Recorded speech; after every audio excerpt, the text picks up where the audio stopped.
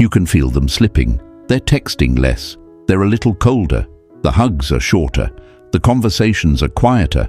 And there's that sick feeling in your stomach every time you reach for your phone, hoping for a reply that doesn't come the way it used to. You don't know if you're imagining it. You don't know if you're overreacting. You don't know if you're about to lose the person you love most. And nobody around you can tell you what to do with that feeling.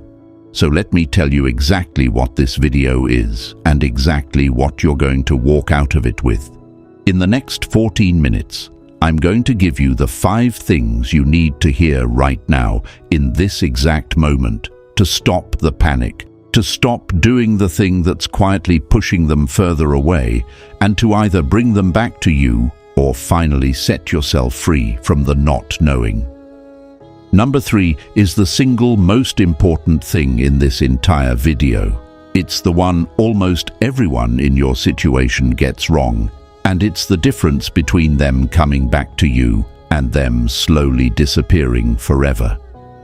If you click away before number 3, you are going to keep doing the exact thing that is making this worse every single day without realizing it. And at the very end of this video, I'll give you a 6th thing. The one nobody is willing to say out loud.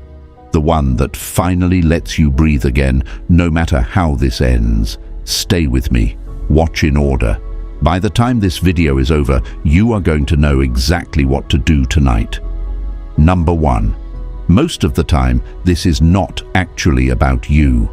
The first thing your brain does when someone you love starts pulling away is run a full audit on yourself. Was I too much? Was I too little? Did I say something wrong last Tuesday? Did I send a message that landed badly? Am I not enough anymore? You go through every single moment of the last few weeks with a magnifying glass, looking for the crack you caused. And here is the part you actually need to hear. People pull away for 1,000 reasons that have nothing to do with you.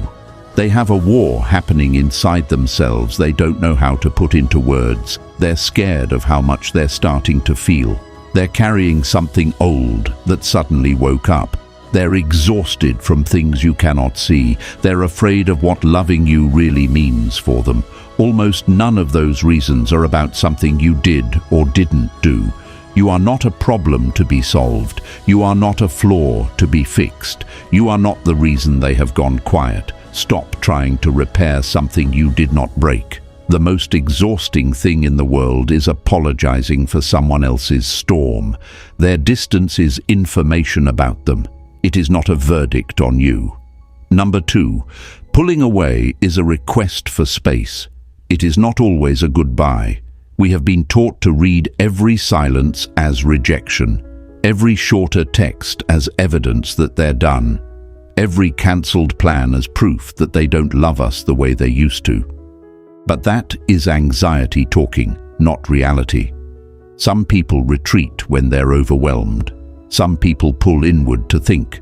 Some people need quiet to figure out what they actually feel before they can put it into words.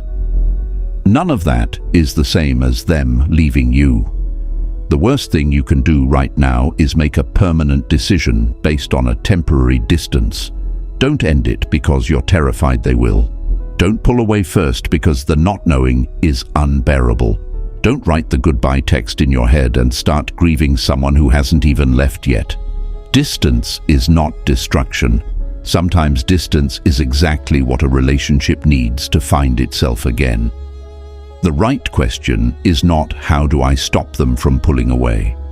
The right question is how do I hold this with steady hands while they figure out what they need. Steady hands save more relationships than desperate ones, almost every single time. Before we get to number 3, let me tell you this, because number 3 is the one almost everyone gets wrong, and it's the difference between saving this and losing it. I want to be honest with you. Everything you're watching right now, this voice, these visuals, this script, is generated with AI. I built this entire channel myself with tools anyone can use. If you ever want to know how, the link to my free community is in the description below. No pressure. Now, back to the video. Number 3. the one almost everyone gets wrong. Your power right now is not in your effort. Your power is in your stillness. Every cell in your body is screaming at you to do something. Send another text. Ask if they're okay. Ask one more time if they're okay. Plan a surprise. Have the conversation again. Get reassurance again. I understand the impulse. I have lived inside it. But here is the law nobody teaches you about love. Chasing creates more distance. The more you reach, the further they retreat. Not because they don't love you, because the energy of someone reaching for you with anxious hands is almost impossible to fall toward. It only feels like pressure. The most powerful thing you can do right now is the exact opposite of what your fear is demanding. Stop reaching. Stop checking. Stop sending the second message when they didn't answer the first one fast enough. Hold your ground with quiet dignity. Live your own life with intention. Let them see what it actually feels like when you are not constantly trying to earn them.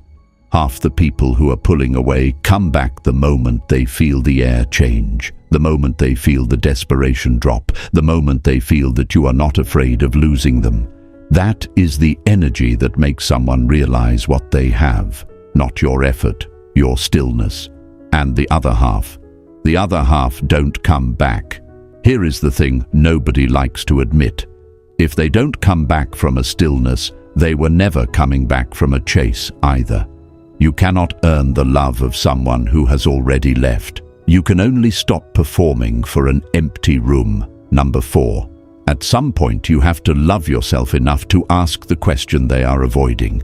Anxiety wants ambiguity. Anxiety wants to keep you guessing forever, because as long as you're guessing, you don't have to face an answer that might break you. But living in the not knowing is its own slow death. You start losing yourself in the wondering. You start neglecting your own life because all your bandwidth is being eaten by trying to read theirs. That is not love. That is being held hostage by hope. So eventually, with as much calm as you can find, you have to be brave enough to say the words. What is going on with you? Are you still here? Are we still here? Tell me the truth, even if the truth is hard. You are allowed to ask for clarity. You are allowed to want to know where you stand.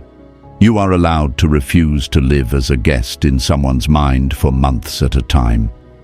The conversation might end exactly the way you fear it ends, or it might be the moment that finally cracks something open and saves you both. Either way, you walk out of it with the truth. And the truth, however heavy, is always better than another month of guessing. Real love does not punish you for asking the real question. Anyone who does is showing you the answer. Number 5. Whatever happens next, you are going to be okay. I know that does not feel possible right now.